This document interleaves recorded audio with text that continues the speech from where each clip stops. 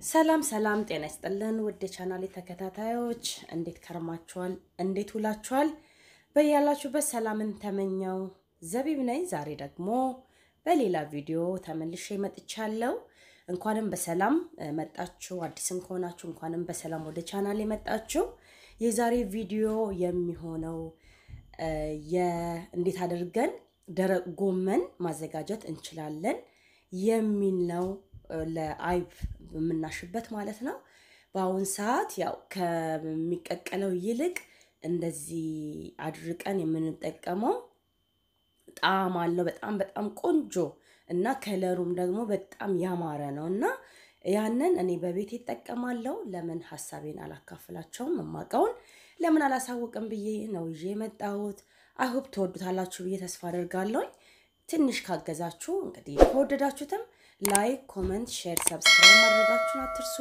ወደ ሙሉ ዝግጅቱ እንገባለን መልካም ቆይታ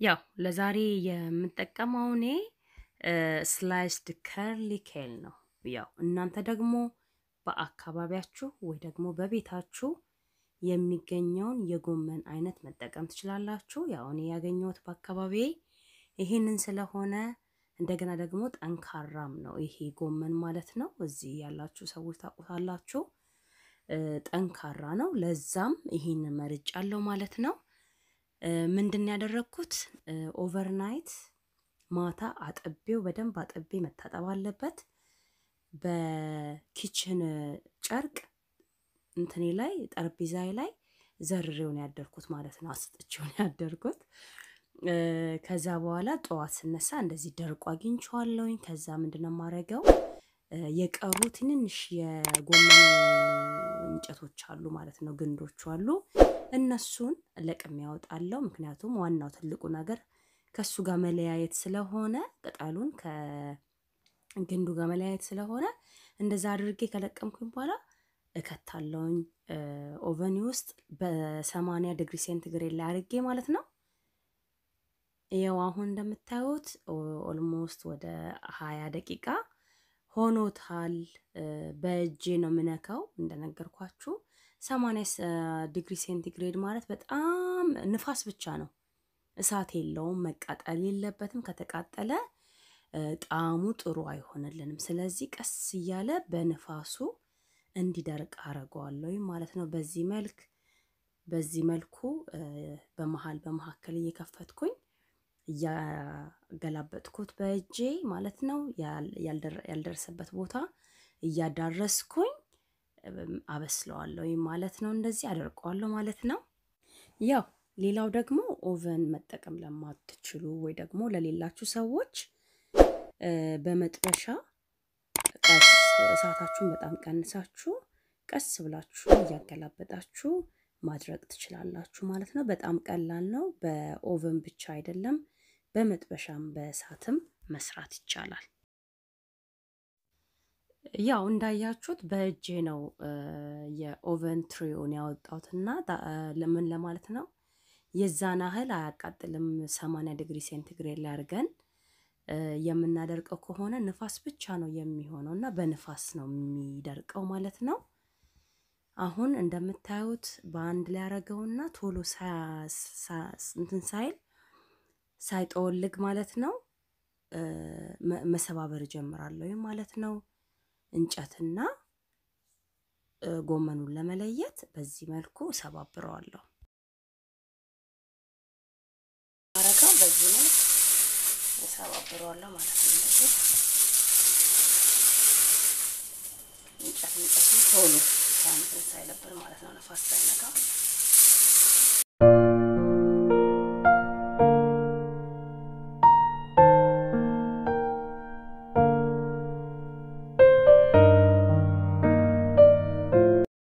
አየው እንግዲህ በዚህ መልኩ ሰባብረዋለሁኝ እንጨትና ቅጠሉን ለይቻለሁ ማለት ነው አሁን ምንድነው ማረጋው ለቅሜ አውጣዋለሁኝ አይከብድም እንዲህ ሲታይ የሚከብድ ይመስላል ግን ምንም አይከብድም የ5 ደቂቃ ስራ ነው እና አጠቃላይ ያበሰልኩበት ወይ ደግሞ ያደረቅኩበት ሰዓት 1 ሰዓት ፈጅቶብኛል ማለት ነው። እንደነገርኳችሁ በነፋስ ብቻ ስለደረቀ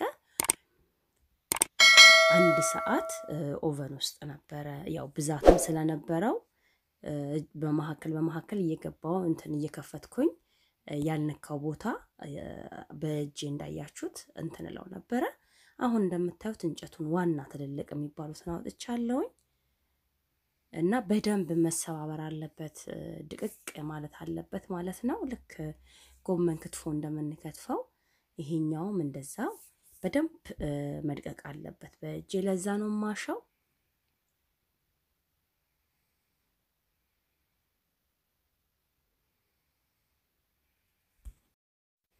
አሁን የመጨረሻው ፋይናል ስራ ላይ ነው ያለነው። ሞር ትናንሽ አሉት ማለት ነው። ስብርባሪ እንጨቶች ትናንሽ ስላሉ በእንደዚህ ጥቅጥቅ ባለ ወንፊት በዚህ መልኩ ነፋዋለሁኝ። ከዛ ያልተሰባበረ የቀረ ካለ በዚህ መልክ በእጄ ያሻውኝ እነፋዋለሁኝ ማለት ነው።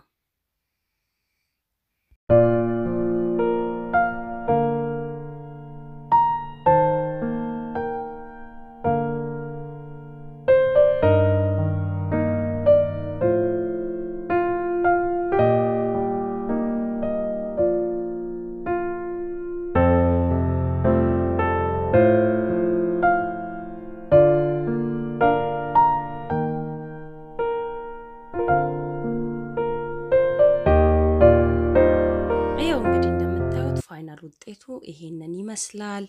ወደ ብርሃን መጥቶ ሲታይ ያውላችሁ እንደዚህ ራሱ ከለሩ ምንም አይነት ከለር አልቀየረም። ይሄንን ነው የሚመስለው።